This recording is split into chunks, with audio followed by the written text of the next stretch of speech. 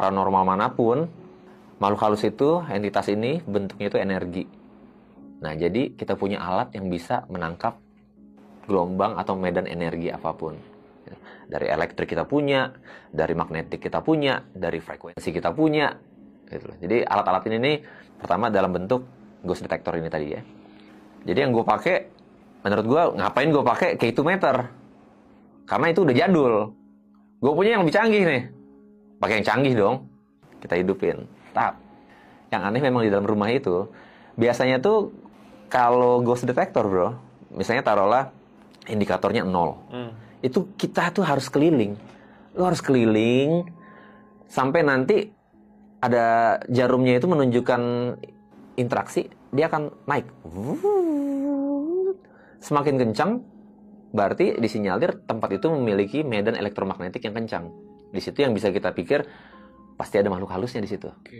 Oke. Jadi pada saat kita pakai alat ini, biasanya kan kita harus keliling untuk cari medan sumber energinya itu. Pada saat gue hidupin si trifield meter yang menurut gue paling canggih ini, itu langsung setengah bro. Jadi dimulai bukan dari 0, dimulai dari setengah. Sampai gue bilang, gue penelusuran di beberapa puluh tempat belum pernah ada yang kayak gini nih. Kita mulai dari setengah. Kayak entitasnya ini ada di mana-mana. Kalau misalnya cuma mulai dari 0, di sini 0 berarti nggak ada dong. Tapi ke sini, ini, berarti dia ada di sebelah sini. Di rumah itu enggak bro. Lu hidupin, dia langsung setengah. Akhirnya gue keliling. Ada tempat yang justru dia hilang. Bukannya naik, tapi justru hilang. Kalau hilang deh. Kan kebalik. Ghost detector harusnya dari nggak ada ke ada. Kalau dia nggak dari ada, malah ke nggak ada. Nah jadi ya udah, gue pikir kita balik. Pada saat spike-nya itu turun, berarti kita nggak bagus untuk interaksi di situ. Sedangkan bisa dibilang 75% dalam rumah itu semua spike-nya di tengah. Jadi ini pasti kacau nih gue bilang nih. Tapi lagi asik-asik kita mendeteksi, karena kan seluruh ruangan kita jalanin. Tiba-tiba ada suara rantai. Lo tau rantai kalau misalnya dibuka, rantai yang gembok gitu ya. Kalau dibuka terus ditarik,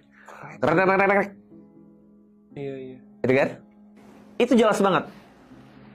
Jadi ada satu titik pada saat gue di situ ada colokan listrik. Gue mau bilang energi elektromagnetik sama elektrik ini beda nih. Gue mau nunjukin kalau gue cek elektrik itu harus di ghost meternya juga harus ke elektrik. Sebelum gue coba ke elektrik, maksud gue kalau misalnya di elektrik ternyata ada, itu biasanya elektromagnetiknya nggak ada. Tapi sebelum gue sempat untuk melakukan itu, suara rantai kayak ditarik. Ini listrik ada nggak? Ada listriknya nggak sih di sini? Men, apaan tuh? Dengarkan loh.